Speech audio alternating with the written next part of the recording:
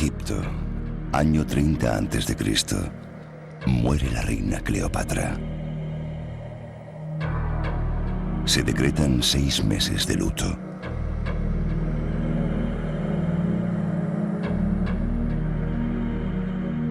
Valle de la Muerte, California.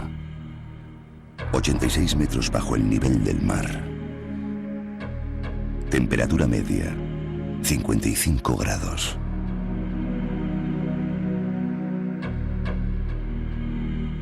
La Antártida. Enero de 1912. Sir Robert Scott alcanza el Polo Sur. Amundsen se le ha adelantado por solo 34 días. Scott nunca regresó.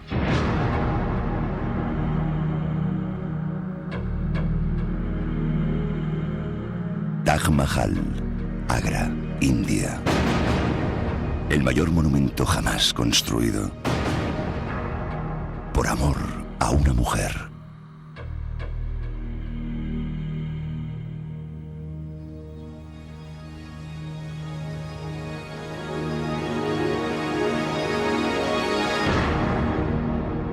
Salvat le invita a vivir una experiencia inolvidable. Odisea. Viaje por el patrimonio de la humanidad.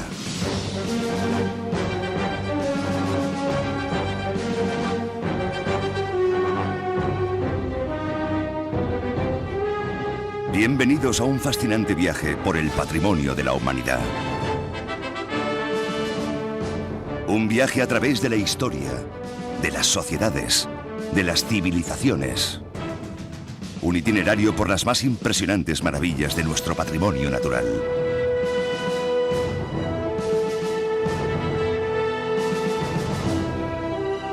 Un recorrido junto a los pioneros que abrieron los caminos para el conocimiento de nuestro planeta.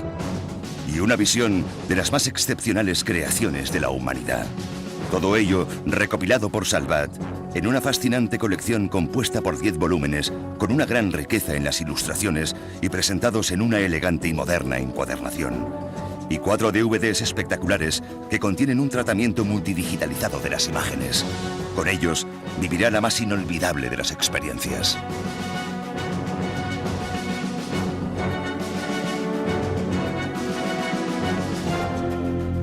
Salvat le invita a redescubrir los tesoros de nuestro patrimonio histórico y cultural y además hacerlo de una forma amena y visual. Un espectacular recorrido a través de nuestro patrimonio. Salvat le invita, además, a navegar por nuestros volúmenes gracias a nuestro genuino sistema de referencias que le conducirá de un volumen a otro de la obra y le permitirá con ello obtener una visión más amplia y global del mundo, de su geografía, de sus monumentos y de su historia. Una nueva forma de comprender y apreciar nuestro patrimonio. Una forma amena y didáctica de conocer el gran patrimonio de la humanidad.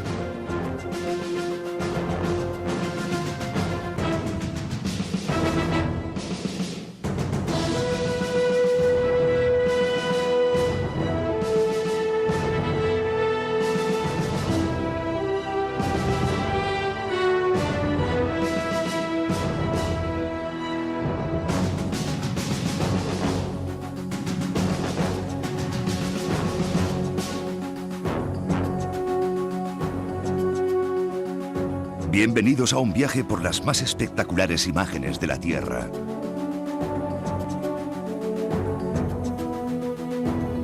De sus maravillas monumentales.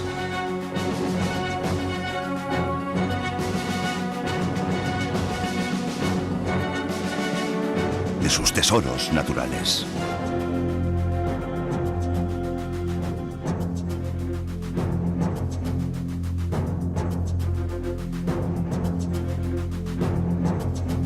Disfrute del espectáculo de la historia, tal y como sucedió. Y acérquese a las más importantes creaciones del hombre y conozca cómo fueron realmente en el momento de su máximo esplendor.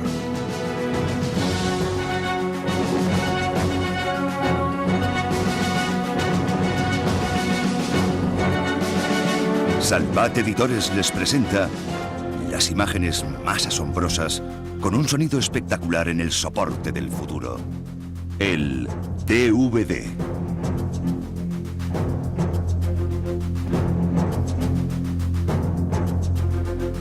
Bienvenidos a una obra moderna, amena y espectacular. Bienvenidos a un trayecto único e inolvidable a través de las maravillas que encierra el patrimonio de la humanidad. A un sorprendente viaje por nuestro legado histórico, natural y cultural. Un recorrido fascinante y riguroso realizado por Salvat con la colaboración de la prestigiosa Royal Geographical Society.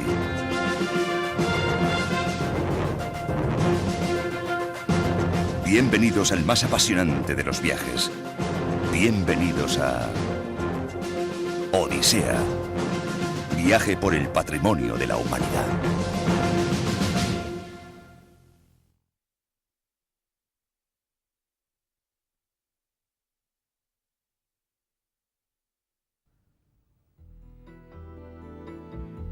Durante siglos, Roma disfrutó de una expansión ininterrumpida.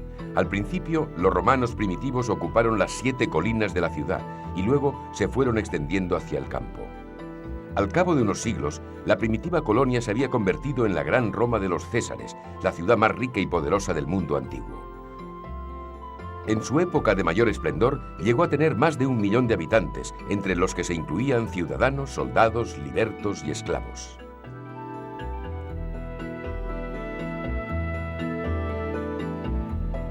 Actualmente, Roma es una metrópolis moderna donde el ritmo de vida es frenético y, como muchas capitales del mundo, a veces incluso caótico. Pero sus habitantes saben que su ciudad es única, porque la evidencia de su pasado largo y lleno de acontecimientos, que se remonta a 2700 años, es aún visible en todas partes.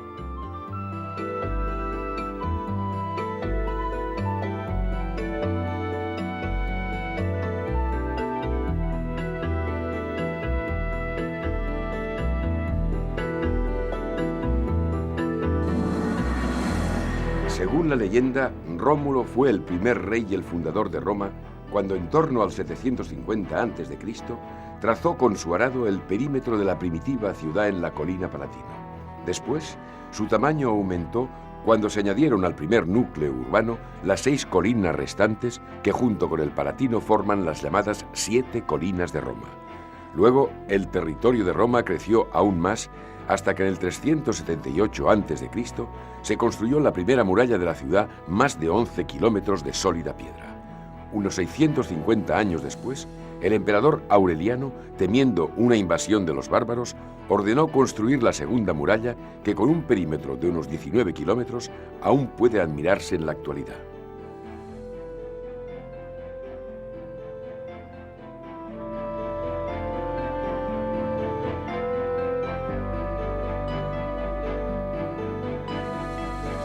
Estas poderosas murallas, que frecuentemente han sido restauradas a lo largo de la historia, defendieron Roma de sus atacantes hasta bien entrado el siglo pasado. Para hacernos una idea de las dimensiones de la antigua Roma, debemos visitar el Museo de la Civilización Romana en la parte moderna de la ciudad, que se creó en los años 30. Allí se halla esta enorme maqueta que reproduce la ciudad de Roma tal y como era en el siglo IV después de Cristo. De una pequeña aldea situada en el monte Palatino, la ciudad pasó a ser la metrópolis más importante del mundo antiguo. Los primeros habitantes eran pastores que hacían pastar a sus ganados en el valle húmedo y pantanoso donde en la actualidad se encuentra el Fórum. 10 siglos más tarde, el perímetro de Roma medía casi 20 kilómetros de longitud. Durante el imperio, la ciudad llegó a tener más de 400 distritos y a alardear de sus 28 bibliotecas, sus 10 teatros y sus cientos de plazas. 8 puentes cruzaban el Tíber, 29 calles principales unían el centro con su periferia. El día 19 de cada mes, los acueductos transportaban 1,5 billones de litros de agua para abastecer las 1.500 fuentes, los miles de bañeras y los 11 baños públicos. Luego estaban los foros, o grandes espacios abiertos donde latía el verdadero corazón de la ciudad. El más espectacular de ellos era el Foro Romano. Grandes multitudes se reunían ahí cada día y a todas horas. el Foro Romano estaba siempre lleno de gente de todas las nacionalidades conocidas. El Senado romano se reunía cerca de allí, en la Curia. Vendedores callejeros, mujeres patricias en sus literas, senadores y abogados esperando a sus clientes y simples transeúntes. Una animada masa de gente entraba y salía de los templos y palacios, charlando con amigos y conocidos en la plaza, gritando y pidiendo favores, comprando y vendiendo, todo ello al aire libre, bajo el sol.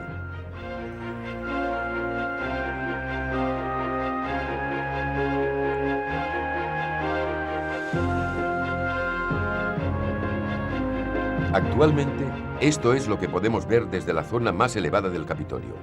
Hace 3000 años, debía verse así. Era una llanura pantanosa e insalubre, alimentada por un río, probablemente el Velabro. Este fue el motivo de los primeros asentamientos en el Monte Palatino, donde 7 siglos antes de Cristo se construyó la primitiva Roma o Roma Quadrata. Posteriormente se vació el pantano y así empezó la expansión de Roma.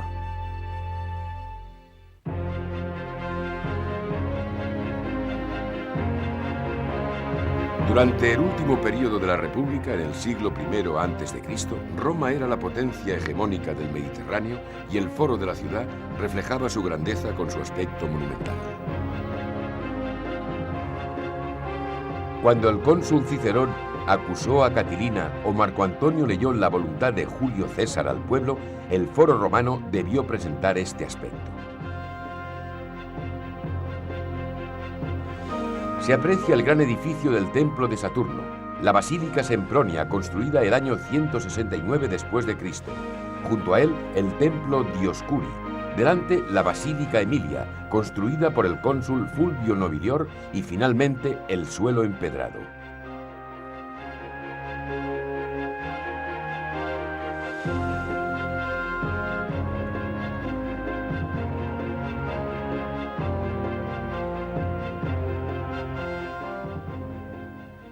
Durante el mandato del emperador Augusto, el Fórum Romano se convirtió en el escenario de la grandeza real, donde convergían personas de todo el mundo entonces conocido. Se construyeron templos y edificios públicos, así como lujosas residencias para los emperadores en el Monte Palatino. Todo contribuyó a que fuese un emplazamiento único, e incluso cuando se crearon otros foros como el del Divino Augusto o el de Trajano, el Foro Romano siguió manteniendo su preponderancia en la Roma de los Césares.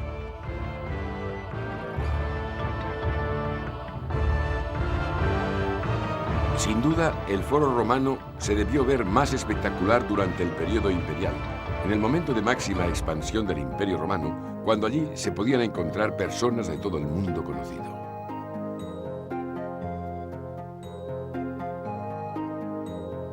En la zona empedrada que hay delante del Templo de Saturno se colocaron columnas y monumentos para conmemorar las hazañas de los emperadores y de sus fieles sirvientes. A la derecha se halla la Basílica Julia, erigida por Julio César. A un lado se encuentra el templo de Castor y Pollux, deidades protectoras de la nobleza.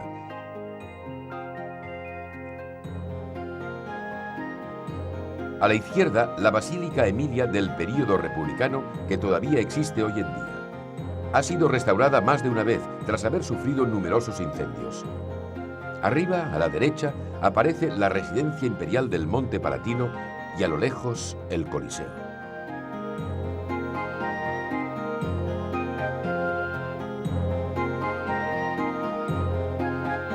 Acerquémonos a algunos de los monumentos más importantes del foro que aún se conservan en la actualidad.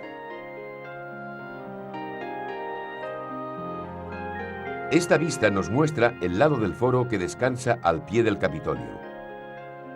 Un día estuvo lleno de edificios como el Tabulario, el Templo de la Concordia, el de Tito y Vespasiano y el de Saturno. En este último se guardaba el tesoro del Estado, que en algunos momentos llegó a incluir 13 toneladas de oro y 114 de plata. Alrededor del siglo IV después de Cristo, la zona se veía así, con el suelo empedrado, arcos triunfales y monumentos.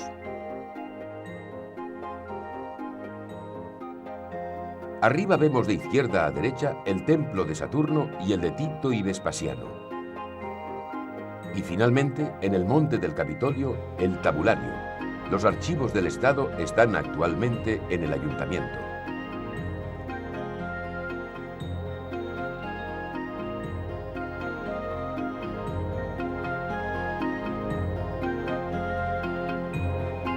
Al pie de la colina palatina se hallaba un área muy importante del foro, cerca del templo de Castor y Pólux, el de Vesta, que tenía la forma de una cabaña y guardaba el fuego sagrado, y el Palladium, que representaba a Minerva, diosa de la justicia. Esto es todo lo que queda ahora del templo de Castor y Pólux, construido para conmemorar una victoria militar.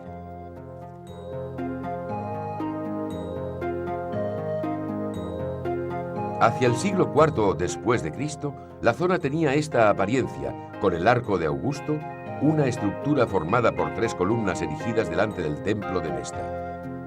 A la derecha, el templo de Castor y Pólux, sobresaliendo el palacio imperial que posiblemente perteneció a Calígula, el emperador loco que hizo nombrar cónsul a su caballo.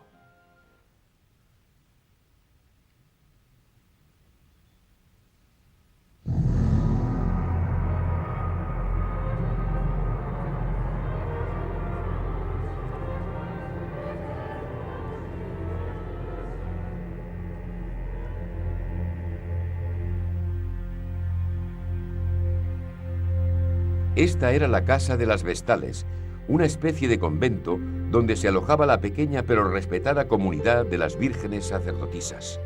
Era el único ejemplo de sacerdocio femenino de Roma. Provenían de las familias más aristocráticas de la ciudad y su función consistía en cuidar del templo de Vesta. Dejaban sus hogares entre los 6 y 10 años de edad, ya que debían ser vírgenes para ingresar en la orden. Si una vestal se atrevía a romper su juramento, era enterrada viva, ya que su sangre no podía ser derramada.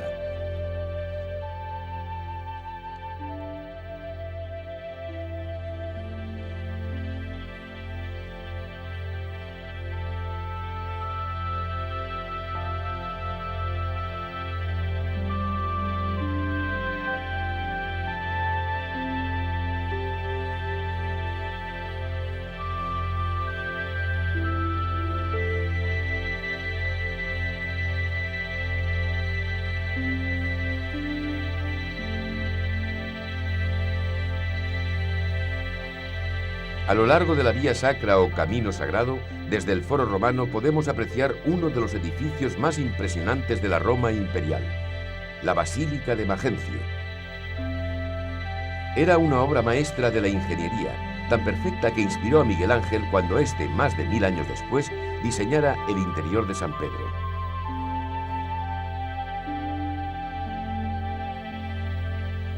Las obras del edificio, que empezaron en tiempos del emperador Magencio, no fueron concluidas por completo hasta el gobierno de Constantino en el año 315 después de Cristo. Como todas las basílicas romanas, era un tribunal donde se administraba justicia, en un continuo ir y venir de abogados, defensores y testigos, todos ellos bajo el ojo vigilante de la estatua de Constantino.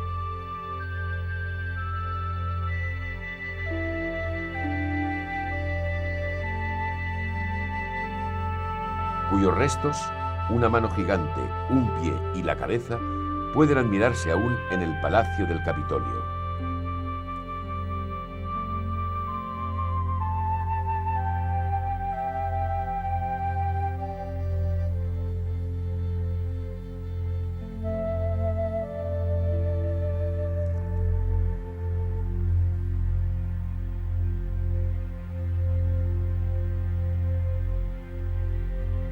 Delante de la Basílica Magencio se extendía el Monte Palatino.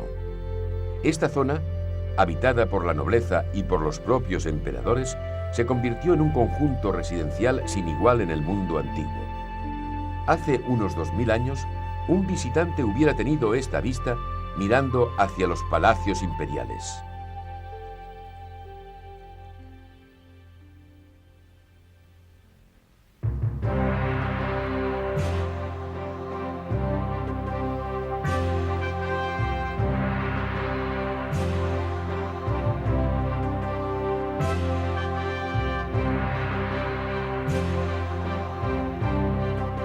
Para hacerse una idea de la magnificencia de esos palacios, veamos aquí en el triclinio del Domus Flavia el comedor de gala, construido por el arquitecto Ravidio para el emperador Domiciano.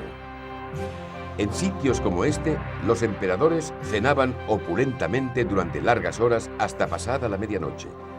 Todos los patricios romanos comían tumbados en unos sofás llamados triclinios, mientras que centenares de esclavos servían el vino, trinchaban la carne y recogían los platos que, según la costumbre, se sacudían bajo las mesas cuando estaban vacíos.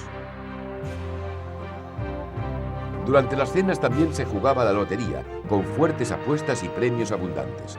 No era extraño tampoco que un par de esclavos fuesen obligados a luchar a muerte para entretener tan largas sobremesas.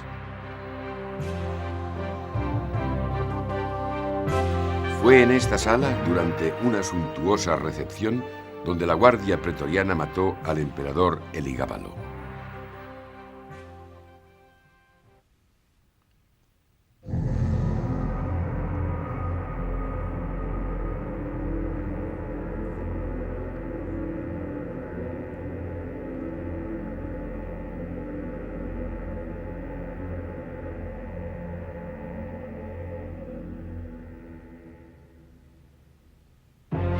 El Foro Romano no era el único centro importante de actividad en la ciudad. Existía también el increíble Circo Máximo, una pista de 612 metros de largo por 119 de ancho, donde se celebraban las carreras de cuadrigas. Podía acoger a más de 150.000 personas sentadas. Estaba situada entre la colina Aventina y la colina Palatina, lugar de residencia de los emperadores, que vista desde aquí ofrecía sin duda, tal como puede apreciarse, una vista magnífica.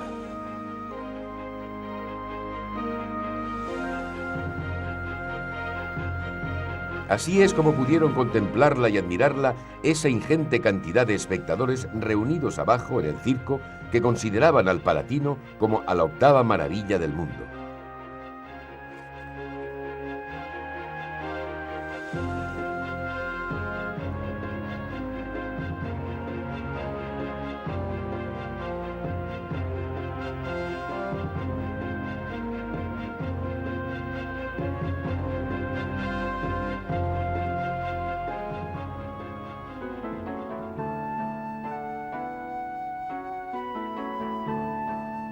La vida en la antigua Roma, tanto para los ricos como para los pobres, no transcurría en su mayor parte dentro de la intimidad del hogar. Fuera la estación que fuese, los romanos pasaban mucho tiempo fuera de casa, y las calles de la ciudad estaban siempre llenas de muchedumbres en movimiento. Había muchos lugares a donde acudir para reunirse y pasar el tiempo libre. Incluyendo celebraciones religiosas y civiles, el Estado había otorgado a sus ciudadanos más de 200 días festivos al año. Las termas o baños públicos eran desde luego uno de los sitios más populares y concurridos. Para hacerse una idea de las enormes dimensiones de uno de dichos establecimientos, visitemos el baño de Santa María de los Ángeles.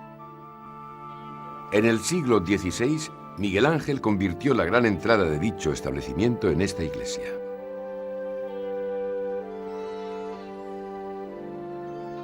Ocupa solo una parte de lo que fueran los baños, construidos en tiempos del emperador Diocleciano.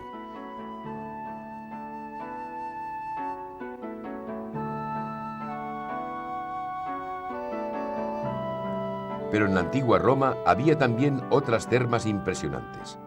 Las de Caracalla, que podían dar cabida a casi 2.000 personas, estuvieron en uso continuado durante más de 300 años, hasta que los bárbaros cortaron los acueductos y cesaron de funcionar. Las termas cubrían una zona de unas 11 hectáreas y tenían cisternas que podían contener hasta 80.000 metros cúbicos de agua. Estos baños los construyó el emperador Caracalla en el año 212 después de Cristo. La entrada en los mismos costaba un cuadrante, una pequeña cantidad de dinero que daba derecho indistintamente a hombres y mujeres a bañarse juntos entre estatuas, mosaicos y frescos en piscinas de agua fría y caliente. Podían leer, hablar y escuchar a los escritores más de moda de la época que acudían a los baños a recitar sus últimas obras. Los y las bañistas también podían hacer gimnasia y practicar juegos de pelota. Esto se prolongó hasta el año 138 después de Cristo, cuando el emperador Adriano prohibió los baños mixtos tras una serie de escándalos ocurridos en las termas. La zona más solicitada era la natatio, una piscina enorme al aire libre.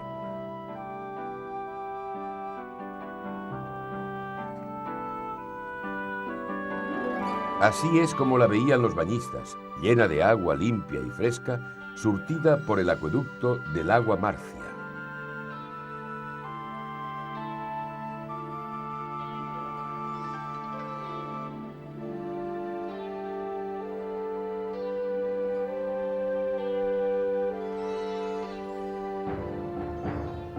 A los romanos les encantaba también asistir al teatro, aunque preferían los entretenimientos ligeros como la pantomima, los espectáculos acuáticos e incluso el striptease a la tragedia. De hecho, era muy normal que el público pidiese a las actrices que se quitasen la ropa en escena.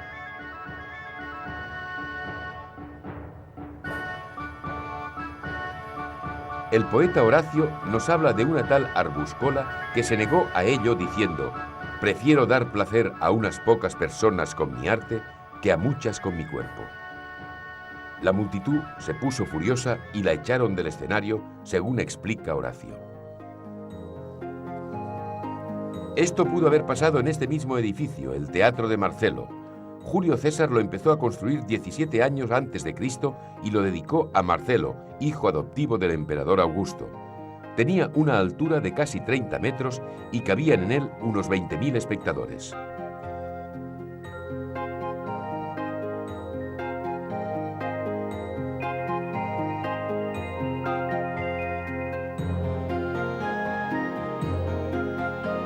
Así es como podía verse el Teatro de Marcelo, situado solo a 6 metros del muro exterior del templo de Apolo y cercano también al templo de Belona.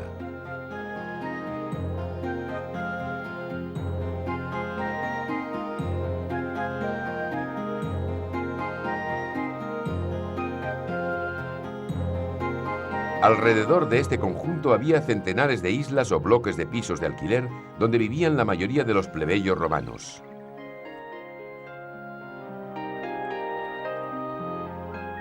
Los centros comerciales actuales parecen ser lo más típico de la vida de finales del siglo XX, pero esta idea de comprar la inventaron los antiguos romanos. Lo que están viendo es el primer gran complejo comercial de la historia de la raza humana, el mercado construido por el arquitecto Apolodoro de Damasco por orden del emperador Trajano. Era un concepto revolucionario, no solo por su diseño arquitectónico, sino también por su carácter funcional. Tenía 3 plantas con numerosas tiendas que vendían todo lo imaginable, desde ropa y joyas hasta todo tipo de comida y bienes para el hogar. La zona más concurrida era la gran entrada del mercado, que servía para que la gran cantidad de personas que compraban y vendían tuvieran suficiente espacio.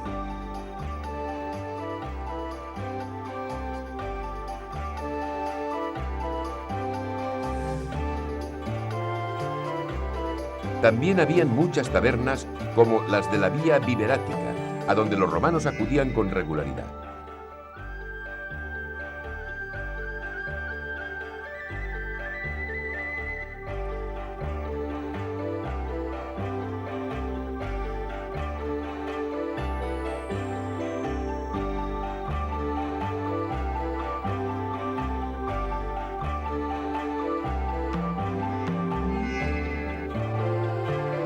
Esta es una taberna de Ostia, el puerto marítimo de Roma, una típica popina o fonda de la época.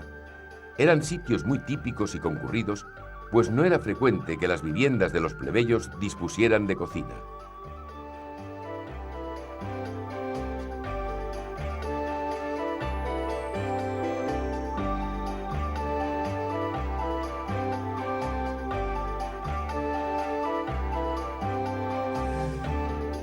Pero ¿qué comían y bebían los antiguos romanos? Se servían con frecuencia sopas de cebada, lentejas y carnes asadas, siempre acompañadas de pan. Los romanos consumían mucho pan, alimento este que todos podían permitirse. Incluso había una barra de pan llamada pan de perros o pan furtureus, de la que se alimentaban los más pobres. Y luego estaba el garum, una salsa hecha con las tripas de varios tipos de pescado que previamente se corrompían al sol. Después, esta masa se filtraba y se obtenía de ella un líquido con un olor muy fuerte. El garum se usaba para acompañar todo tipo de comida. Para beber siempre tenían vino a mano, aunque normalmente se rebajaba con agua de mar y se mezclaba con miel, resinas y especias de todo tipo. Según dice un antiguo libro de recetas escrito por el gourmet Marco Gabeno Portitio. En las tabernas, los romanos también jugaban a un juego muy popular, similar al ajedrez actual. Era tan típico que en la Basílica Julia del Foro se encontró un tablero de este juego tallado en el mármol de la escalera.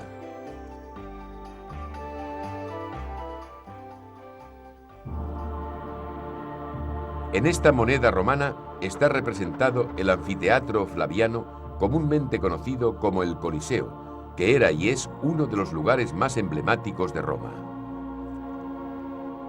En este sitio, los gladiadores luchaban a muerte entre ellos y volvían locos a los espectadores romanos, que los animaban como se hace hoy día en un estadio de fútbol. No estamos seguros de quién fue el ingenioso arquitecto que lo construyó, quizá Ravidio, arquitecto Domiciano, o tal vez Gaudencio. El Coliseo era tal vez el monumento más famoso del mundo. Lo cierto es que con su impresionante altura de casi 50 metros, ha dejado perplejos y fascinados a todos cuantos lo han podido contemplar a lo largo de la historia.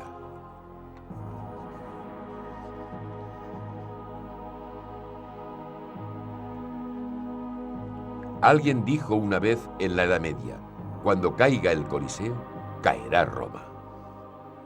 Se construyó en un valle entre las colinas Palatina, Equilina y del Cielo, y su construcción requirió cientos de miles de bloques enormes de mármol travertino. El emperador Vespasiano ordenó su construcción para celebrar la grandeza del imperio y fue inaugurado por Tito en el año 80 después de Cristo. Para esta ocasión se organizaron espectáculos impresionantes que duraron 100 días, durante los cuales se sacrificaron más de 5.000 bestias salvajes.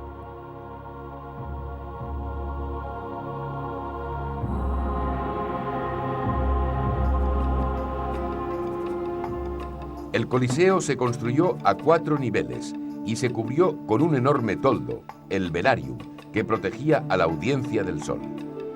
La primera planta, de unos 10 metros de altura, se decoró con medias columnas de estilo dórico.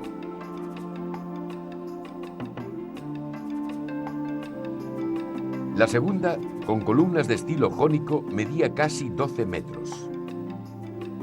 La tercera tenía columnas corintias y su altura era de 11 metros y medio. La cuarta consistía en una gran pared continua con un sistema de postes de madera que servían para soportar el velarium. Antes de su construcción, se llevó a cabo una complicada obra de desagües, ya que allí había existido previamente una pequeña laguna. En esta zona, Nerón había hecho construir la residencia imperial a la que él llamó su Palacio Dorado, el Domus Aurea. Dicho emperador había creado una serie de jardines y edificios desordenados. Para poder acceder a sus planes insensatos, ordenó que se desalojasen centenares de casas e hizo echar a la calle a todos sus ocupantes.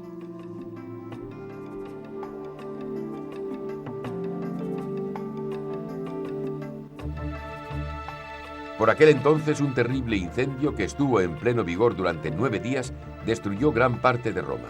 Según cuenta la leyenda, Nerón inició el fuego y miró cómo se quemaba Roma desde su balcón mientras cantaba y tocaba una lira.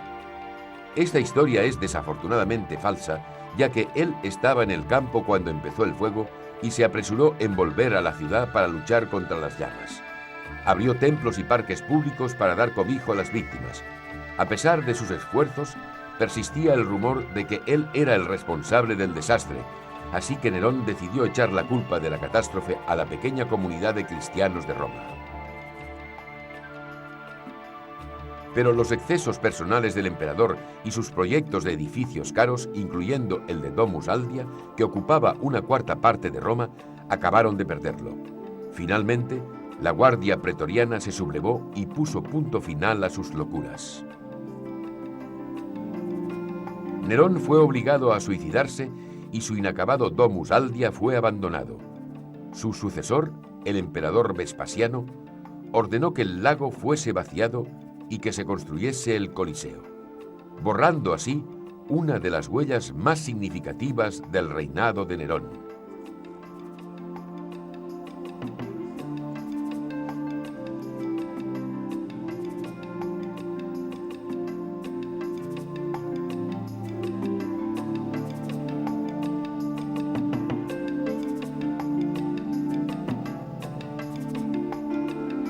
Un sistema de escaleras y galerías permitía el acceso a los diversos sectores del Gradinatae o gradas. Los pasadizos, situados en el primer piso del Coliseo, se debían ver así.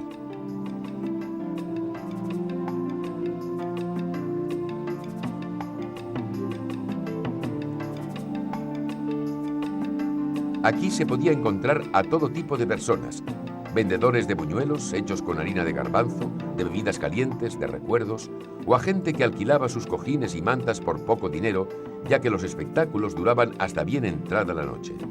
En los intermedios entre espectáculos, el público podía acceder a las plantas superiores del Coliseo para admirar desde allí unas espectaculares vistas de la ciudad.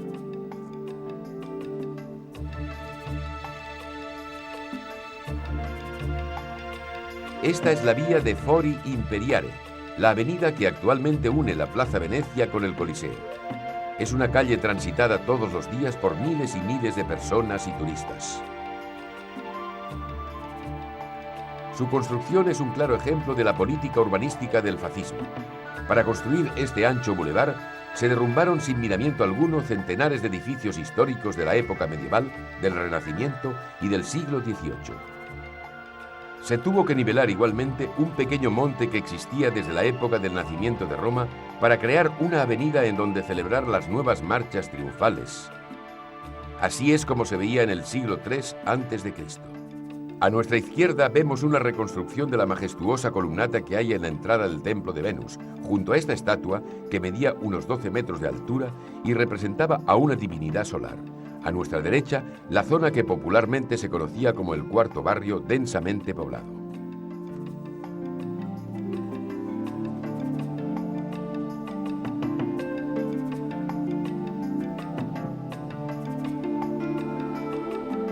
Esto es lo que queda del que fuese el grandioso templo de Venus, diseñado por el propio emperador Adriano en el año 135 después de Cristo. Estaba ubicado en una zona en la que se hallaba el atrio de la Casa Dorada de Nerón. La construcción de este templo fue intensamente criticada por Apolodo de Damasco, arquitecto que diseñó el mercado de Trajano. Pagó con su vida la audacia de condenar públicamente la obra de un emperador romano.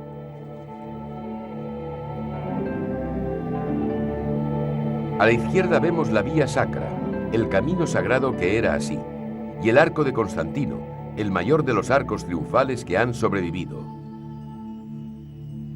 Y delante de él, Meta Sudante, una fuente monumental situada donde se unían los 5 barrios de la ciudad.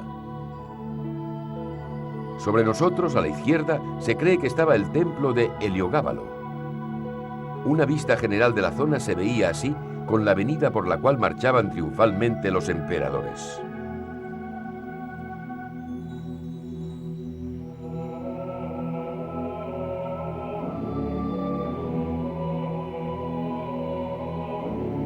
Esta zona delante del Coliseo era la que se usaba para los desfiles en ocasiones solemnes o importantes, como para celebrar la victoria de Constantino sobre Magencio en el Ponte Milvio. Este arco se construyó en su honor. Hoy día podemos admirarlo delante del Coliseo. En el momento en que fue erigido podía verse así, aunque pudo muy bien haber estado pintado. Esta estatua de un bárbaro también debió de estar originalmente pintada de colores.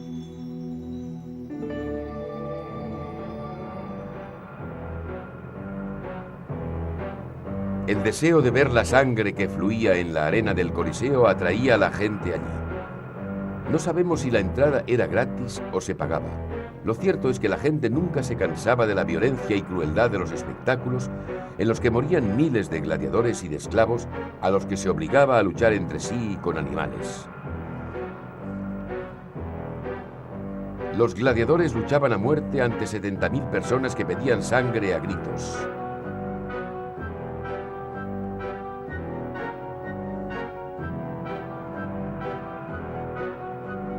Los Rezziari, con sus redes y tridentes, luchaban contra los Mermiloni, que se llamaban así por llevar el signo de un pez llamado mermillo en sus cascos. Los Sanitas utilizaban espada y escudo para luchar contra los Traceanos, que eran hábiles en el uso de un largo y puntiagudo puñal. A los gladiadores se les había enseñado a morir de la manera más heroica y dramática posible para obtener así más aplausos del público. La aprobación del público era muy importante, porque al final de la lucha, la vida del perdedor estaba literalmente en sus manos. Los pulgares hacia arriba significaban vida para el perdedor, y los pulgares hacia abajo, su muerte. No había victoria militar, festival religioso o aniversario que no se celebrase con un combate sangriento. En una de esas celebraciones organizada por el emperador Trajano, que duró durante 117 días consecutivos, murieron en la arena más de 9.000 gladiadores.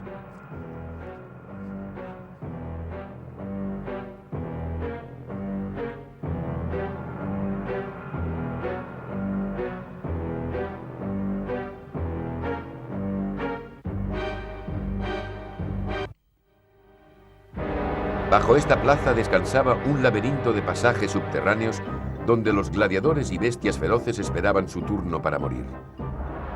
Debía parecer una escena del infierno de Dante, con el estruendo perpetuo de gritos y llantos y el rugido de las bestias salvajes.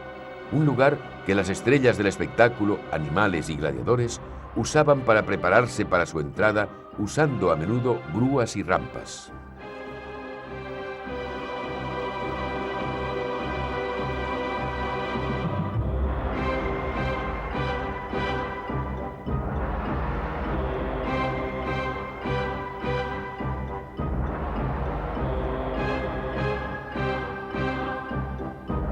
El público se sentaba con la respiración agitada, deseando con frenesí el inicio del espectáculo y la visión en directo de las escenas de muerte. En la arena, los especialistas construían decorados teatrales en un tiempo récord para hacer así más emocionantes las continuas peleas. Duraban desde el amanecer hasta la puesta del sol y a menudo continuaban hasta bien entrada la noche, iluminadas con el parpadeo de antorchas brillantes. Las más violentas se hicieron para el emperador Claudio, peleas horribles en las que se implicaban a centenares de gladiadores y donde la masacre tenía que realizarse en el menor tiempo posible.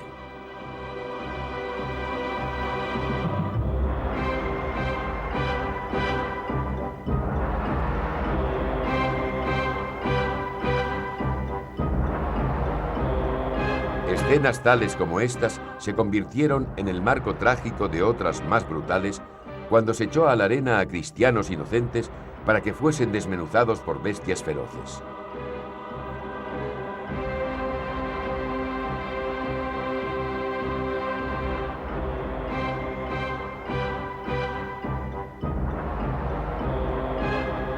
Esta forma de carnicería no acabó hasta pasados 3 siglos, cuando el emperador Constantino proclamó al cristianismo religión oficial del imperio y prohibió los combates de gladiadores como forma de entretenimiento.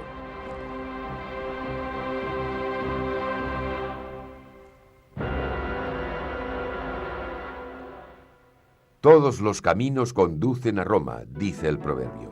Como demuestra esta copia de un mapa de la Roma medieval, esta ciudad se hallaba en el centro de una densa red de vías que la unían con todos los rincones del imperio. Las más importantes eran la Vía Aurelia, la Vía Flaminia, la Vía Casia, la Vía Salaria, la Vía Tiburtina, la Vía Casilina y la Vía Apia. Construida el año 312 a.C., unía Roma con el sur.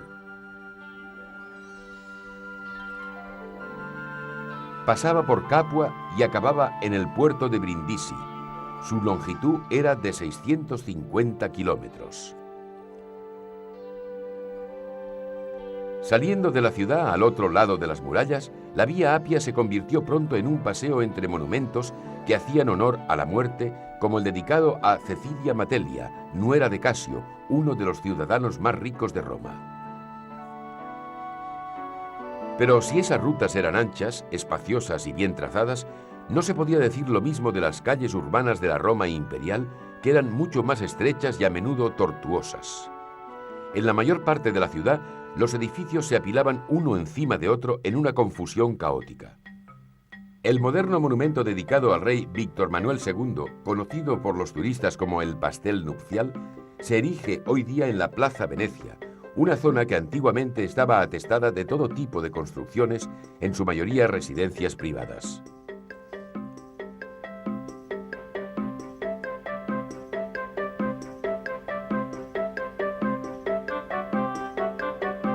Desde sus balcones, que eran como este que hemos reconstruido, los romanos podían contemplar abajo una red de callejuelas enmarañadas y de edificaciones amontonadas.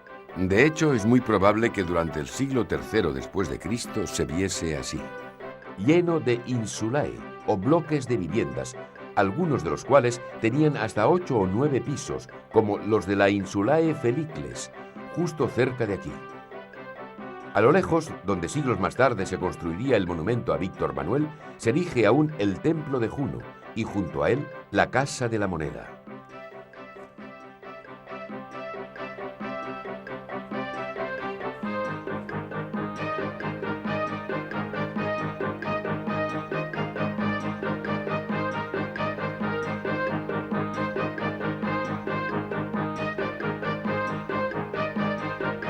La vida en los bloques o insulae era a menudo inhumana. Carecían de agua corriente y estaban infectados de ratas. En las viviendas, en especial las situadas en los pisos superiores, se amontonaban a menudo demasiados inquilinos que, con su peso, provocaban de vez en cuando el derrumbe de alguno de estos edificios. Por la noche, andar por las cercanías de los bloques podía convertirse en una actividad arriesgada. Sus habitantes aprovechaban la oscuridad para deshacerse de su basura, sobras, desperdicios y porquería de todo tipo que llovían sobre cualquier desafortunado paseante que pasase por allí en aquel momento.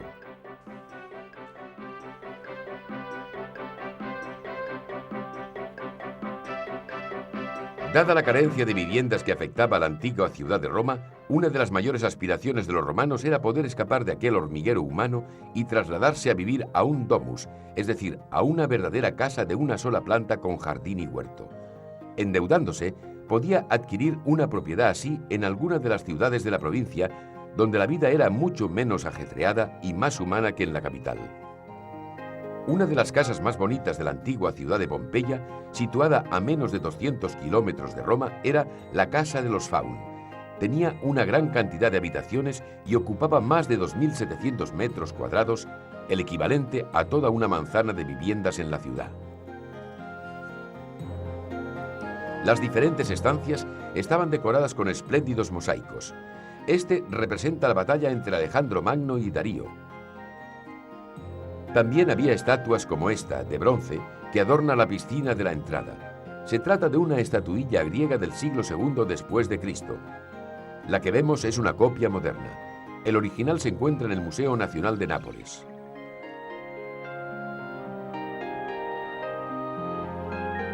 Veamos cómo se veía el atrio de este domus cuando estaba habitado. Se trata de un típico atrio romano de los que podían verse en toda Italia.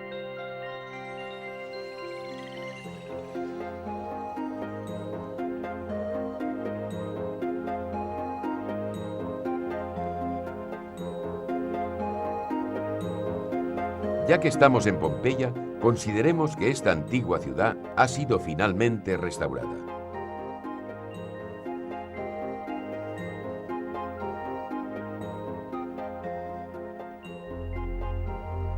Hace 2000 años, Pompeya descansaba en el centro de un fértil valle con agua abundante y situado en un ancho golfo del mar conocido por los romanos como el Mare Nostrum. Un mar rico en pesca y fácilmente navegable.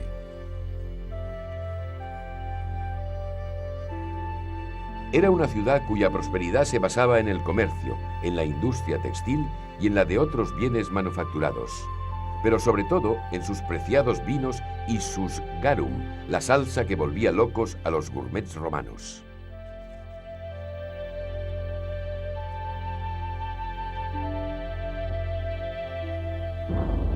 En el año 62 después de Cristo, Pompeya y las otras ciudades cercanas al volcán Vesubio sufrieron un terrible terremoto que causó fuertes daños.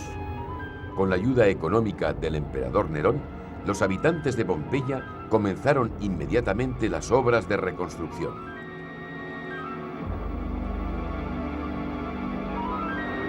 Restauraron las casas, los monumentos y los baños que el terremoto había destruido. Eran por aquel entonces inconscientes aún de la amenaza oculta del volcán.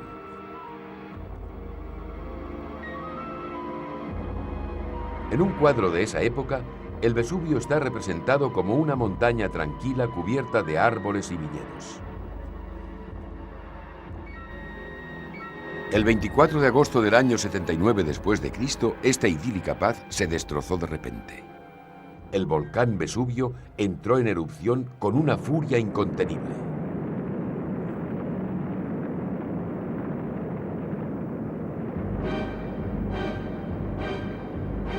La erupción fue apocalíptica. El volcán explotó literalmente en el aire, lanzando rocas fundidas a gran altura que luego cayeron sobre la tierra en forma de lluvia de fuego y ceniza. Los gases venenosos formaron una nube que ocultaba el sol. Solo en Pompeya, con una población de unos 10.000 habitantes, más de 2.000 murieron, asfixiados unos por los gases sulfurosos cuando intentaban escapar, aplastados otros bajo las rocas que les caían encima o quemados por los ríos de lava que invadieron rápidamente la ciudad y la sepultaron bajo un manto volcánico de más de 6 metros de altura. Pompeya y otras ciudades, como Stavia, Oplontis y Herculano, fueron eliminadas de la faz de la tierra. El mundo antiguo nunca había sufrido un desastre similar en un área tan densamente poblada.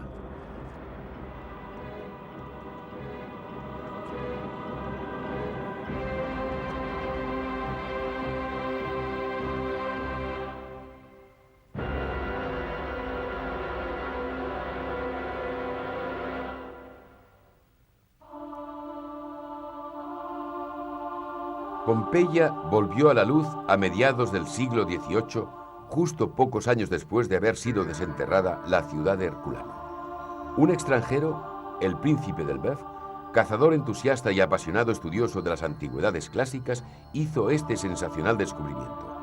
Se recuperaron 3 estatuas espléndidas que gustaron tanto a la reina María Amalia y a su consorte Carlos III de Borbón, rey de Nápoles, que ambos decidieron llevar a cabo importantes excavaciones en la zona.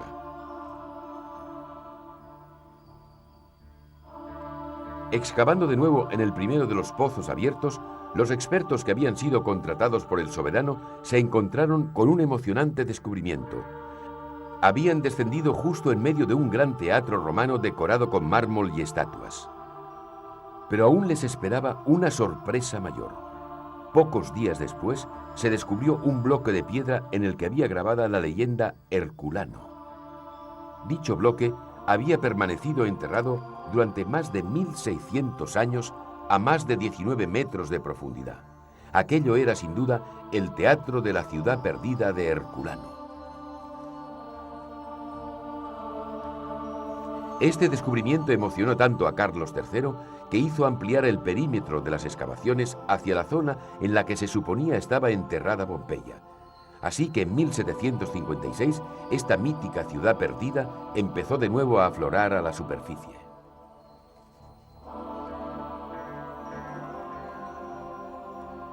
Esta es la Porta Marina, una de las entradas a la ciudad. En la época antigua se llamaba Porta Neptunia o Porta Portuensis, porque solo a poca distancia de Pompeya, en la desembocadura del río Sangro, había un puerto que conectaba con las partes más lejanas del imperio.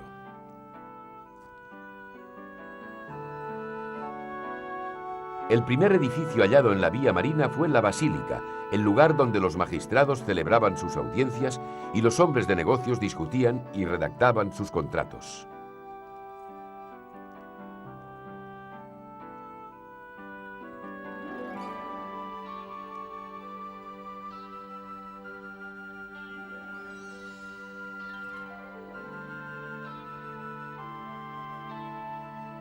Este es el templo de Apolo, que data al menos de 600 años antes de Cristo. Apolo era un dios griego, y este templo demuestra la influencia que los griegos tenían en Pompeya, una influencia tan fuerte que el dios del sol, Apolo, se había convertido en patrón de la ciudad.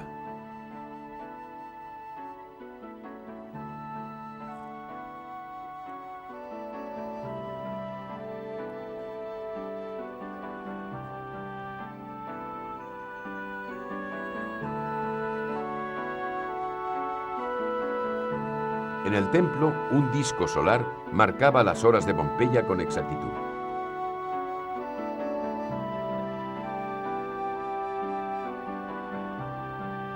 Situado al final de un enclave sagrado, combinaba elementos griegos y romanos.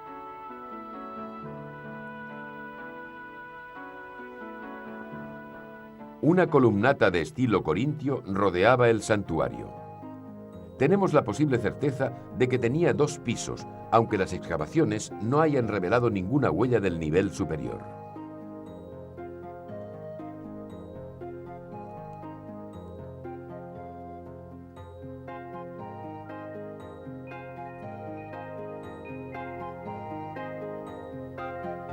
En Pompeya, como en todas las ciudades romanas, había un foro o plaza principal, centro de la vida religiosa, política y comercial de la ciudad.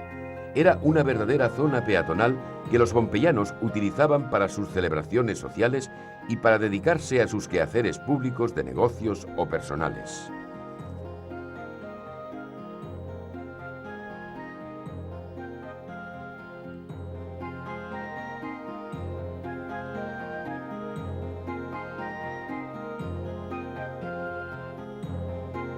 El pórtico, de 2 niveles, no solo tenía un objetivo decorativo, sino que también evitaba el paso de vehículos.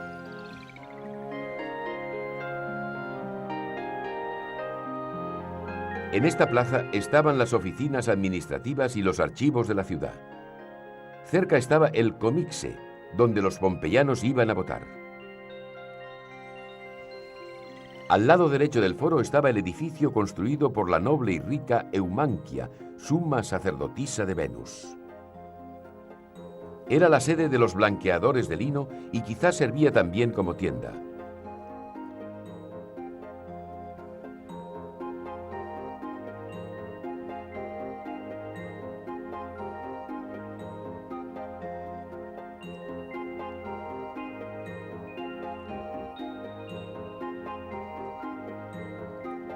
En la entrada principal se hallaban situadas las letrinas para visitantes.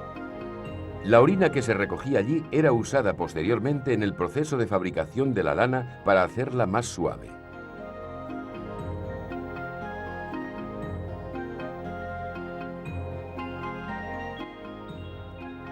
El templo de Júpiter ocupaba una situación destacada y prominente. Su fachada tenía 6 columnas de más de 10 metros de altura.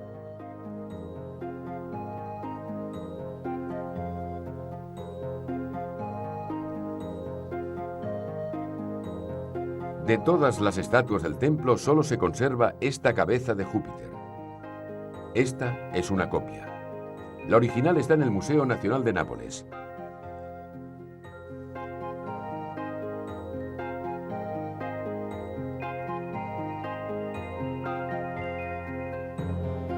Pero veamos cómo se veía esta zona antiguamente.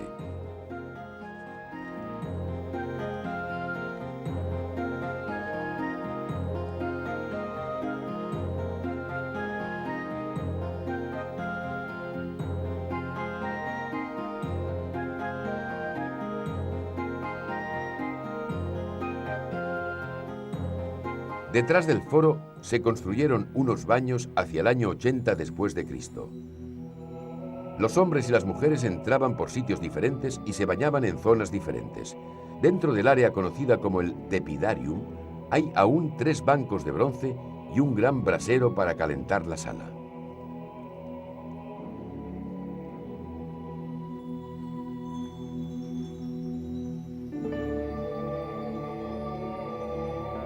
Dicho brasero había sido el generoso regalo de un industrial del bronce de Capua llamado Marco Nigidius Bacula.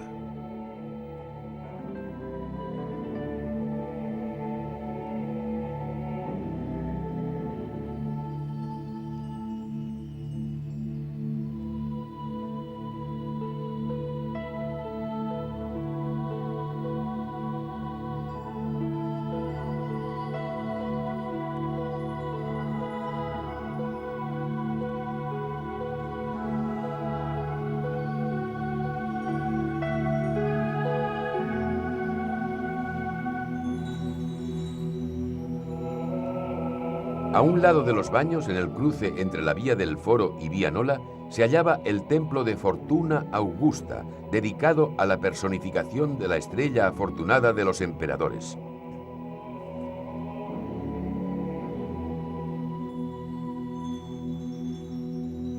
Como puede verse, el diseño del templo de Fortuna Augusta imita el de la construcción más grandiosa del Júpiter Capitolino que vimos anteriormente en el Foro.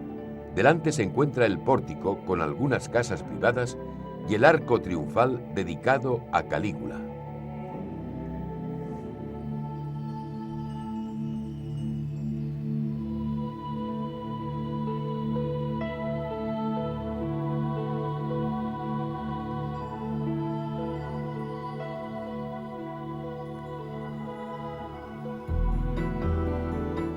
El Odeón o pequeño teatro fue construido por Marco Porcio y Quinto Balbus, los 2 magistrados supremos de la ciudad.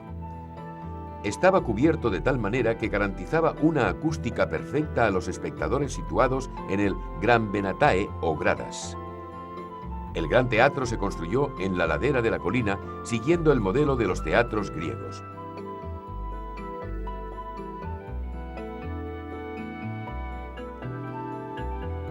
Fue cubierto por anchos toldos para proteger a los espectadores del sol.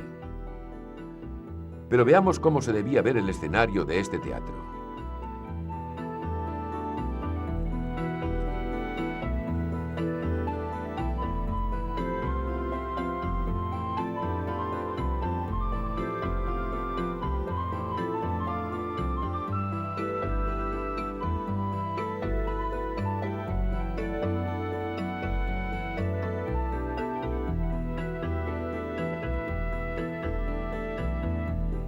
La fascinación al descubrir Pompeya no se debe tanto a los grandes edificios que adornaban la ciudad como a las calles, casas y tiendas que constituyen la mayor atracción para el visitante. Algunas calles tienen aún las huellas de las ruedas de carros y están desgastadas por el tráfico fluido y constante de la época. Aquí vemos casas de las que no solo se conservan los cimientos, sino también plantas enteras con techos y balcones.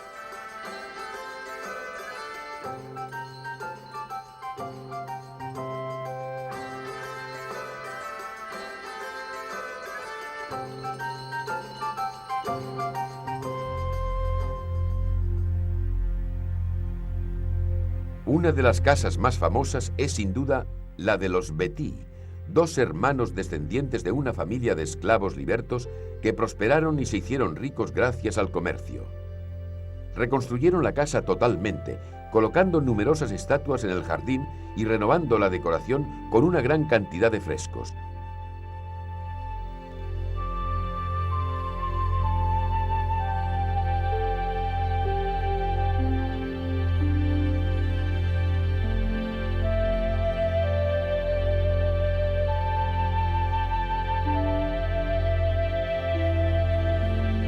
Estos frescos son Amorini, los cupidos que constituyen unos de los más famosos frescos pompeyanos y reflejan la gran industria que caracteriza a Pompeya.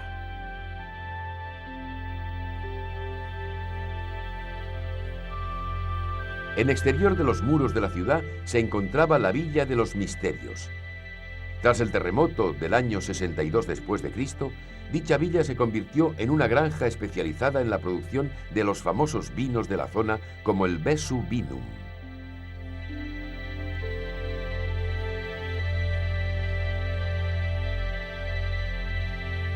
Esta es una copia de una antigua prensa de vino de madera.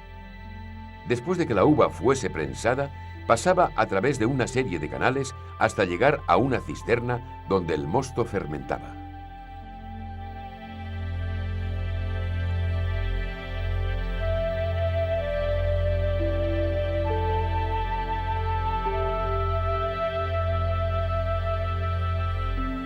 La Villa de los Misterios es célebre por su triclinium o comedor, donde los propietarios de la casa y sus invitados disfrutaban de banquetes y entretenimientos musicales. Las paredes estaban cubiertas de una serie de frescos que representan un rito dionisíaco. Algunos de dichos frescos podrían contarse entre los más bellos de la antigüedad.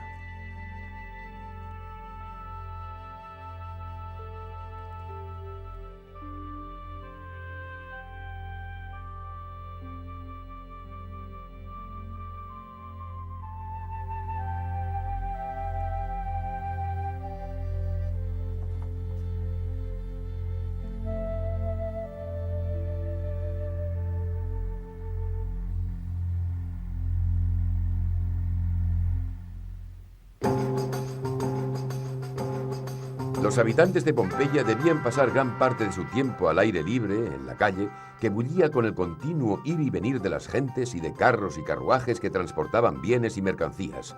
Hasta tal punto era intenso el tráfico que algunas calles tenían un solo sentido de circulación. El tráfico continuo debió de hacerlas muy ruidosas.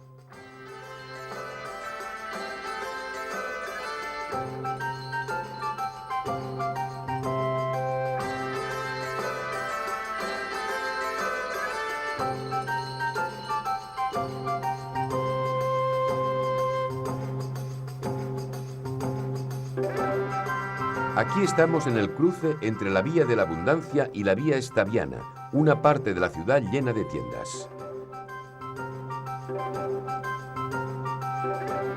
El acueducto conectaba con el gran embalse que servía para distribuir agua a las tiendas y casas de la vecindad. Estaba situado cerca de las muchas fuentes de la ciudad distribuidas por los cruces de las calles. Las hacían construir los administradores y por ello en épocas de elecciones una nueva fuente garantizaba muchos votos. Las campañas políticas eran muy reñidas en Pompeya y constituían un acontecimiento continuo, ya que los cargos públicos duraban solo un año. Incluso las prostitutas se encontraban involucradas en la propaganda electoral, tomando partido públicamente. Aquí se lee: Asilina y sus chicas te incitan a elegir a Gaius Lollius Foscus como ministro de Asuntos Públicos. Y este es solo uno de los más de 11 millones de grafitis que cubrían las paredes de Pompeya.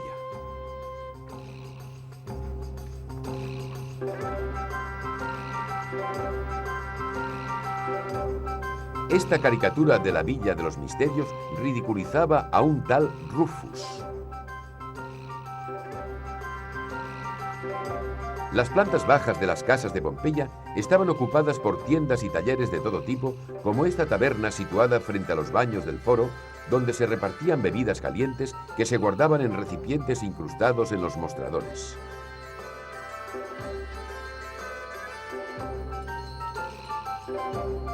Esta es la lavandería de Stephanus, en la Vía de la Abundancia, donde se trabajaba la lana y se teñía en grandes tinajas.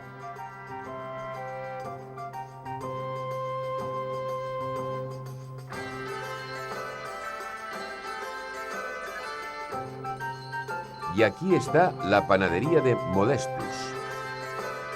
Antes de la erupción del Vesubio, tenía este aspecto, con las piedras de molino y el horno para cocer el pan que comían los habitantes de la ciudad.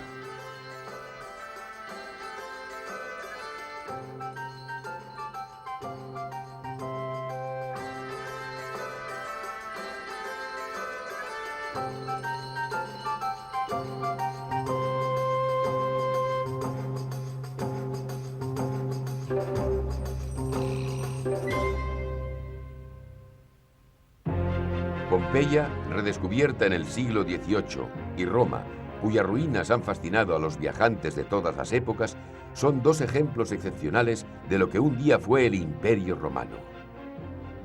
Roma no inventó la cultura, pero la desarrolló a un nivel desconocido hasta entonces, construyendo escuelas en cada rincón del imperio. Y con las escuelas, teatros y acueductos. No inventó la escultura, utilizada como forma de retratar la figura humana, pero le añadió un efecto realista que no había existido en el arte idealizado de los griegos. La ley romana es aún la base de la jurisprudencia moderna. A partir de su lengua se formaron los diferentes idiomas hablados en la actualidad en Italia, Rumanía, Francia y España, Portugal y Latinoamérica. El latín fue también la base a partir de la cual se ha desarrollado el inglés. Los romanos no inventaron ni el arco, ni la bóveda, ni la cúpula, pero utilizaron estos elementos con una audacia que en algunos campos su arquitectura ha seguido siendo inmejorable y ejemplo para nuestra arquitectura moderna. La forma de las ciudades actuales reproduce la imagen de la estructura urbana de las calles, plazas y mercados de las ciudades romanas.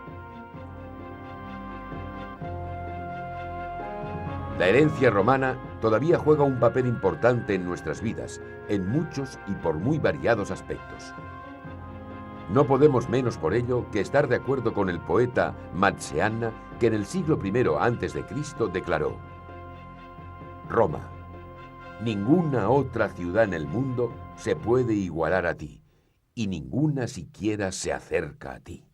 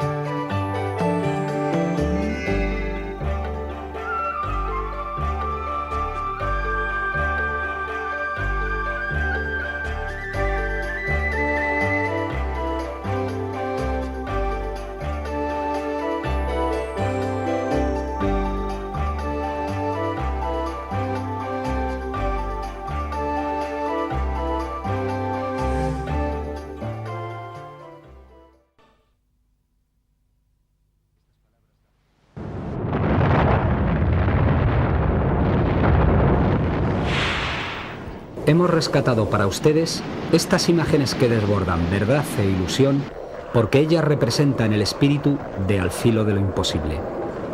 Contamos con la mágica ayuda del cine para ser fieles a nuestra pequeña historia. Una historia llena de aventuras.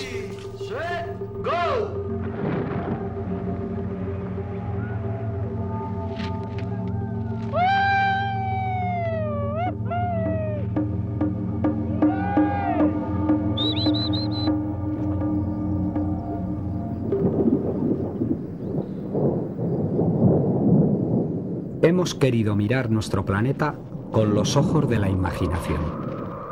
Durante 15 años hemos trasladado a nuestros espectadores de todo el mundo a una realidad completamente diferente de la que les rodea cada día.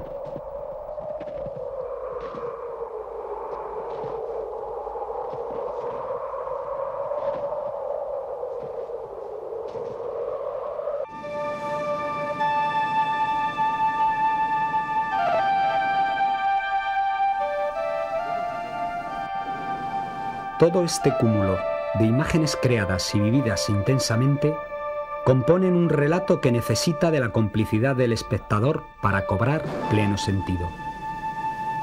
por encima de otros objetivos, queremos narrar sueños, historias que impliquen a nuestros espectadores con quienes compartimos un estado de ánimo y una forma de mirar el mundo.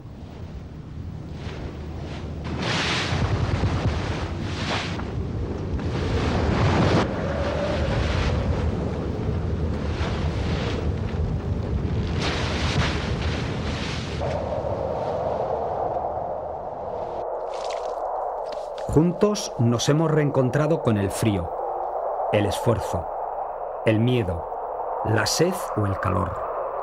Sensaciones primordiales que nos hacen sentirnos completamente vivos.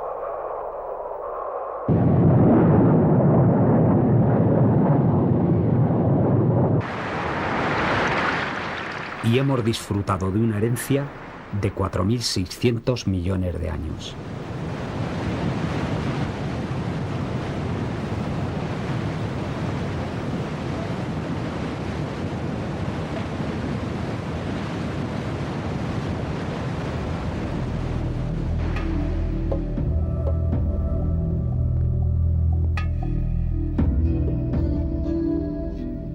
Pablo Neruda decía del Océano Pacífico algo que bien podemos aplicar a todo nuestro planeta. El poeta afirmaba que era tan grande, desordenado y azul que no cabía en ninguna parte. Por eso lo dejaron frente a su ventana de Isla Negra. De igual manera, en los documentales de Al filo de lo imposible, pretendemos que se encuentren con nuestro planeta, aún más grande, desordenado y azul, frente a su televisor. Y que lo conozcan en profundidad, como solo es posible hacerlo gracias a la aventura.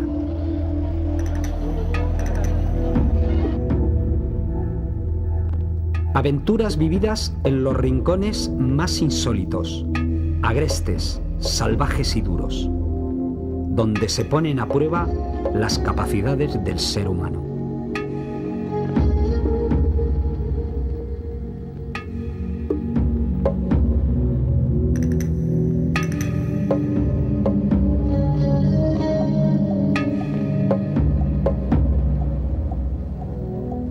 Comprobarán toda la diversidad, magia y contradicción que es capaz de acoger nuestro mundo. Y cuánta razón tenía quien dijo que nadie vive más que aquel que nunca se sienta al borde del camino.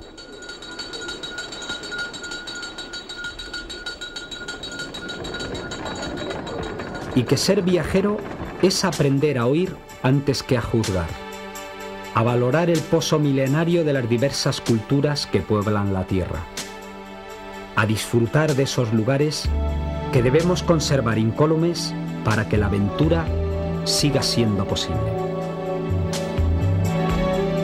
Haciendo ese camino, fuimos de la inmensidad del desierto de Atacama a las esbeltas agujas graníticas alpinas, a los glaciares fracturados del macizo del Mont Blanc, donde el ginebrino Saussure inventó el alpinismo en 1787.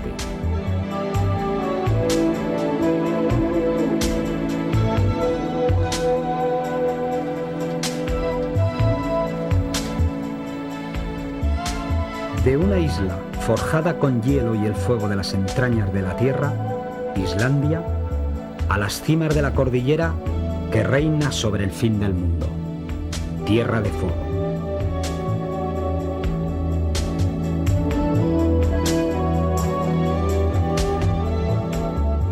O a la cordillera más alta y sobrecogedora del planeta, el Himalaya. En ella se eleva el Everest, la cima más alta del mundo, que como toda la cadena, nació como consecuencia de las poderosas fuerzas que hicieron colisionar el subcontinente indio con la placa euroasiática.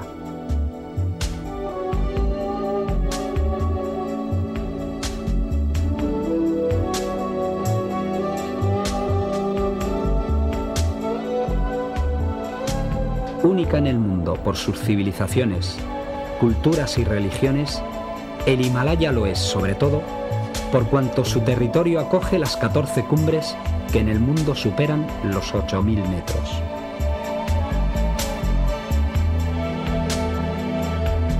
míticas columnas sobre las que, según algunas leyendas, se sustenta el cielo. Un cielo que llegamos a tocar con los dedos varias veces tras conseguir pisar sus cumbres.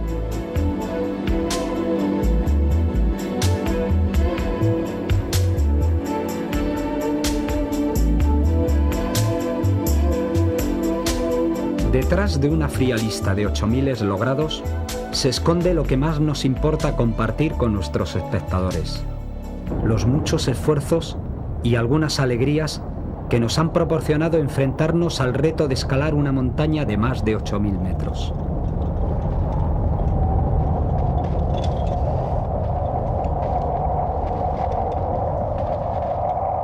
No ha sido tan importante que el camino nos llevase más o menos alto como que, en palabras del gran escalador Hermann Bull, nos permitiese vivir la experiencia de estar recorriendo ese camino. Nuestras historias pretenden salirse de la rutina diaria, tratando de ejercitar la imaginación para comprender el sentido profundo de la naturaleza y las cosas que nos rodean. Cada aventura pretende ser una llamada a recuperar un tiempo perdido, a realizar un sueño y una utopía, la que lleva al ser humano a buscar su límite y medirse con la naturaleza y consigo mismo. En realidad, ¿qué nos impulsa a superar un obstáculo detrás de otro, a llegar cada vez más arriba? Quizás, como dijo Mallory con respecto al Everest, lo hacemos por la simple razón de que estos retos están ahí. Es decir, conseguir algo que te has propuesto y que te permite poner en juego tu cuerpo y tu mente, tu experiencia y el conocimiento de tus limitaciones en situaciones extremas. Poder aventurarte de forma natural, sin recurrir a los medios tecnológicos, en cualquier lugar del planeta, del polo a la cumbre más alta de la Tierra, es decir, de 0 a 8000 metros en los que se desenvuelven nuestra vida y nuestras aventuras.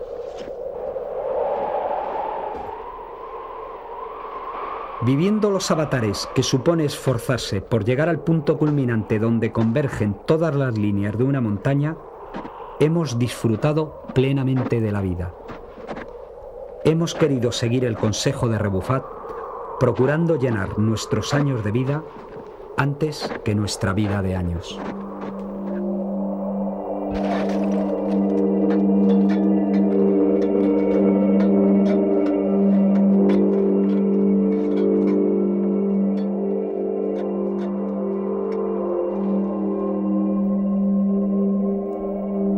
Detrás de cada ascensión, del miedo, de la lucha contra el frío, el cansancio y la altitud, existe la voluntad de quienes han empeñado su vida en algo que merece la pena, de quienes viven cada momento con intensidad y plenamente conscientes del riesgo.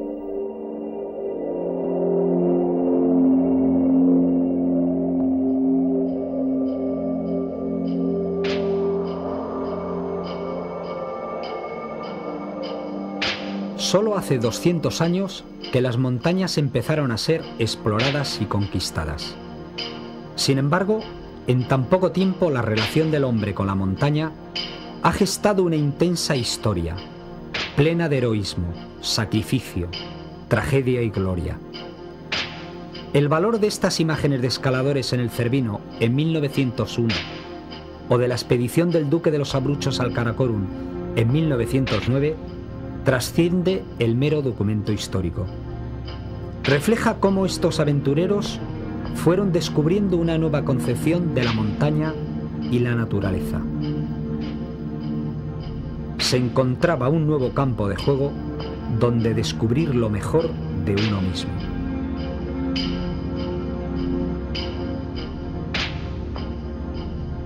Estos hombres singulares, dotados de un espíritu extraordinario, ayudaron a cambiar el mundo y construyeron nuestra idea del universo tal y como hoy lo concebimos.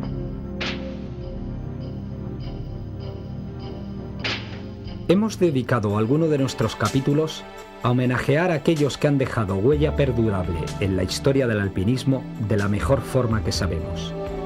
siguiendo sus pasos y reconstruyendo su aventura con nuestras imágenes. Una de esas aventuras memorables que decidimos reconstruir fue la vivida por Pedro Pidal, marqués de Villaviciosa de Asturias, y Gregorio Pérez en el Naranjo de Bulnes en 1904. Estos dos asombrosos exploradores, tanto como escaladores, se enfrentaron a la inmensa mole del Naranjo de Bulnes en los picos de Europa. Querían ser los primeros seres humanos en pisar su cumbre, que se eleva a 2.519 metros. Con toda la fidelidad a su relato de la ascensión de la que fuimos capaces, abordamos esta aventura tras las huellas de aquellos pioneros. Así, nuestros compañeros escalaron con los mismos medios de los que dispusieron Pidal y el Cainejo, como también era conocido Gregorio Pérez, pastor del cercano pueblo de Caín. ¡De aquí no pasamos, don Pedro! Aguarde que suba a ayudarle. Así pues, con la sola ayuda de una rudimentaria cuerda de cáñamo y nuestro Gregorio con los pies desnudos, nos adentramos en las laderas del Naranjo. Nos enfrentamos a las mismas dificultades y a los mismos obstáculos, superándolos como ellos lo hicieron.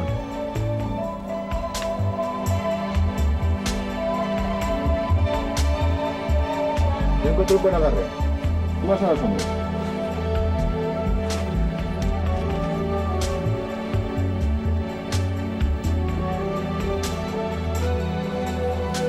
Coño, Gregorio. ¡Empuje, don Pedro, empuje!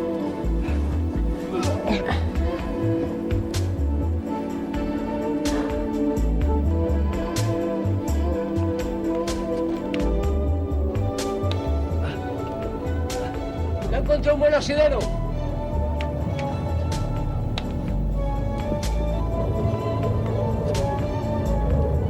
El increíble logro de Gregorio Pérez y Pedro Pidal en el Naranjo de Bulnes es considerado por muchos como el verdadero inicio de la escalada de dificultad en España. Como hizo Saussure en el Mont Blanc 2 siglos antes, estos dos pioneros acababan de abrir un camino lleno de fascinación y esfuerzo. ¡Hurra!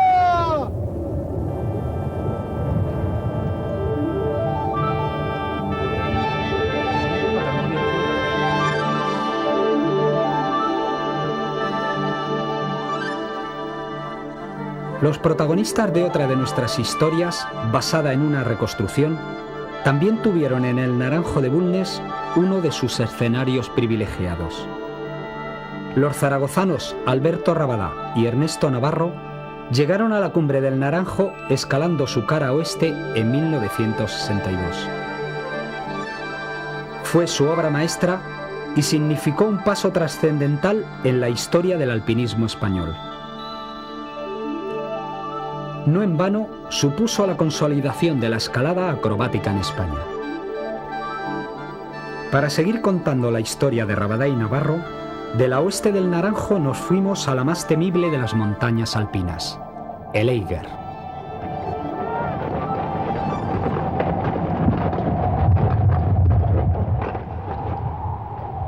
Fieles a su espíritu innovador y valiente, los dos aragoneses se enfrentaron al más formidable obstáculo de todo el montañismo alpino, la cara norte del Eiger. 1.800 metros en vertical, por terreno mixto de roca, hielo y nieve, barrido por aludes y tormentas. El Eiger, el ogro, hace pues honor a su nombre. Rabadá y Navarro fueron desgastándose, luchando contra todas las adversidades y obstáculos que encierra el Eiger, hasta que por fin murieron de agotamiento en la pared norte del Eiger que tanto habían deseado. Tengo frío. Déjame descansar.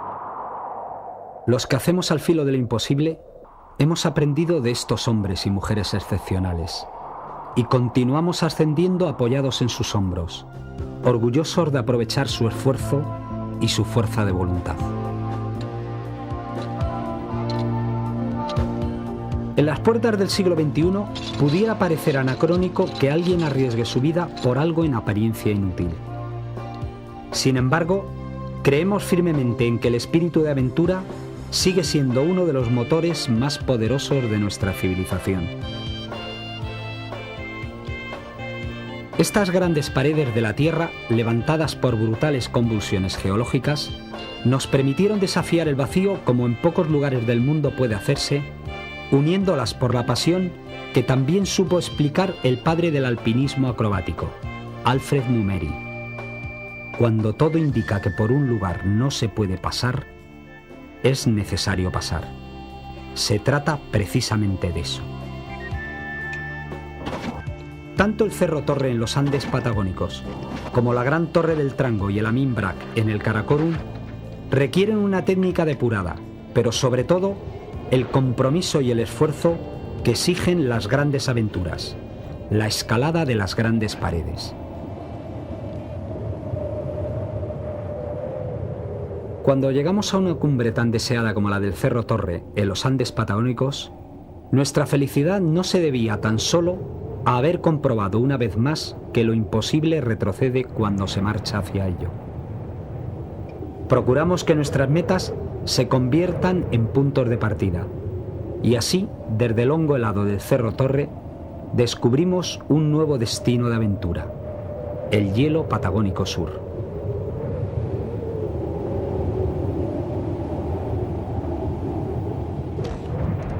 Conseguimos realizar la primera travesía integral de este desierto blanco e irracional de 14.000 kilómetros cuadrados, amparado por los Andes y alimentado por las tormentas del Pacífico. Aventuras como la del hielo patagónico sur nos han servido para adentrarnos en mundos diferentes al cotidiano, misteriosos y atrayentes, donde es necesario poner a prueba nuestras habilidades y nuestra experiencia. Todo viaje es un aprendizaje, y lo aprendido en el hielo patagónico sur nos sirvió para afrontar otro gran reto, el Polo Sur geográfico. Partimos de la costa para caminar 1.400 kilómetros arrastrando los trineos sobre la inmensidad de la planicie antártica.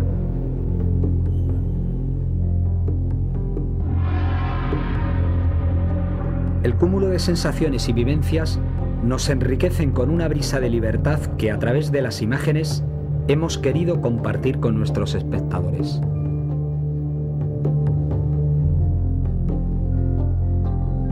Al filo de lo imposible es fruto de un equipo.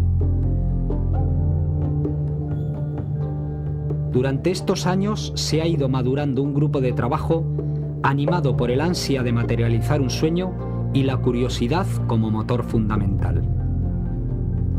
Alentados por ella, constantemente miramos alrededor buscando nuevos proyectos, nuevos retos, incluso bajo la tierra.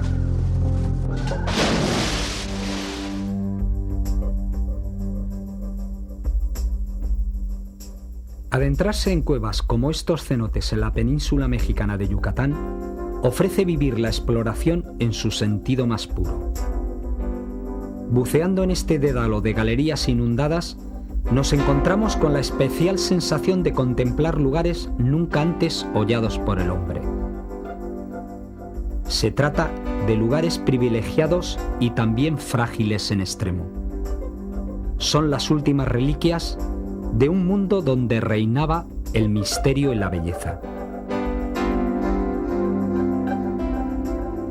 Hace falta mucha sangre fría y mucha preparación para afrontar una exploración tan compleja y arriesgada.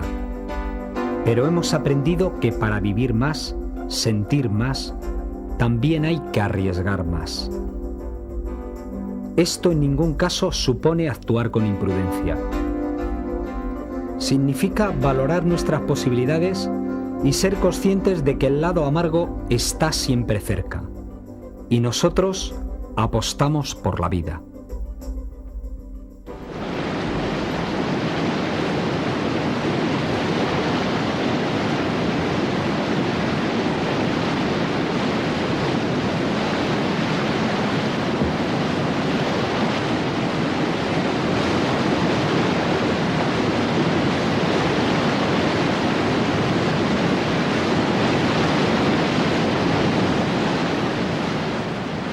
Siempre que volvemos al río, estamos felices porque damos rienda suelta a los aspectos más lúdicos de la aventura. Juntos navegamos ríos de todo el mundo, como el Indo o el Biobío, descubriendo que la audacia, el conocimiento del contrincante y la suerte son igualmente decisivos. Tenemos que servirnos de su fuerza, jamás tratar de dominarla.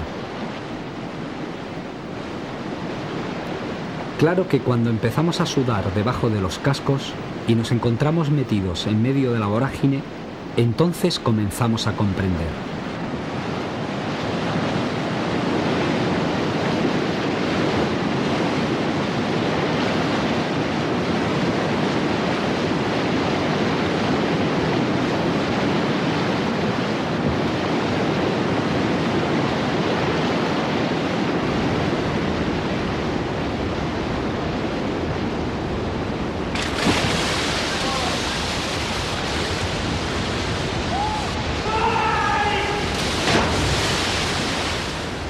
Pero como dijo Freud, cuanta más magnífica la posibilidad, menor la certeza y mayor la pasión. Y lo comprobamos en cada aventura. ¡Átate! Pero no se puede andar aquí sin asegurar. Sebas, que esto pega un tirón de muchos kilos. La tela, adelante, delante de la roca esta. ¡Vale! No, espera, un poco para atrás. ¡Ya! ¡Ya lo tienes! ¡Ahí va!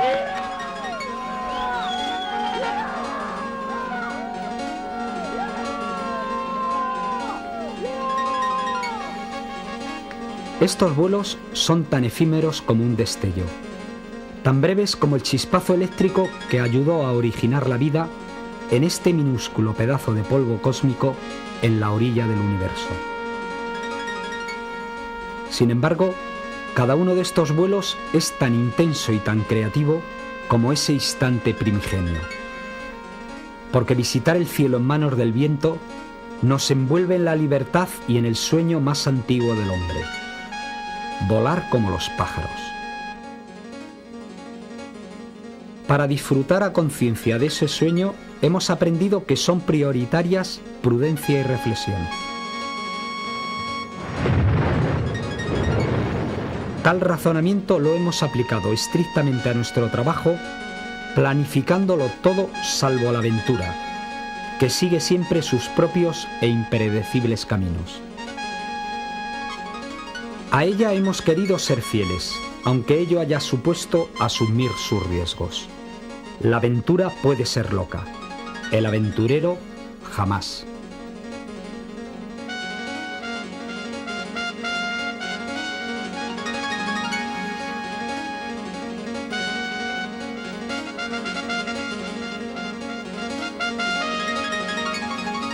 ¡Salta!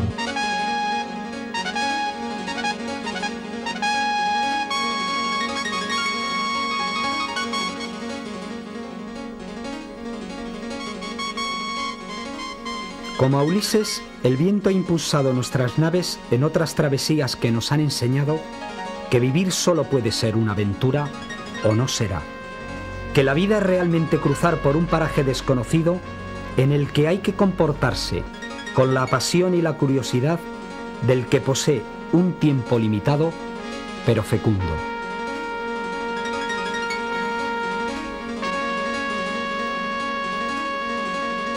Como sin duda lo fueron aquellas 3 horas en las que, siendo pasajeros del viento, navegamos sobre la cordillera más larga del mundo, los Andes.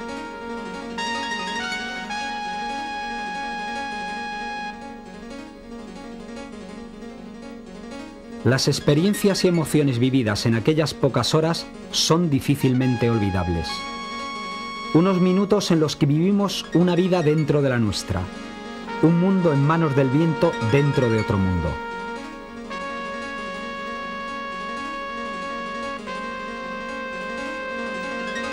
En nuestra memoria quedó grabado el irrepetible salto de nuestro compañero a mar de 7.300 metros sobre un mar de nubes andino. Pero sobre todo, recordamos la excitante experiencia que supone todo gran viaje: haber vivido casi una odisea, Un periplo emocionante y enriquecedor tras el que el alma ya no puede ser la misma.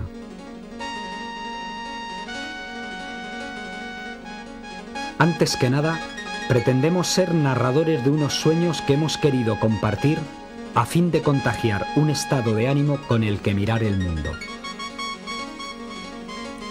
Miriam, una compañera de escaladas, escribió una reflexión pensando en su vida y quién sabe si también en todos los que hacemos al filo de lo imposible. Decir que he sido feliz sería inexacto. Ha habido buenos ratos y otros malos. Simplemente he tenido la satisfacción de elegir mis pasos, de vivir como quiero. Vivir, que me interesa más que ser feliz.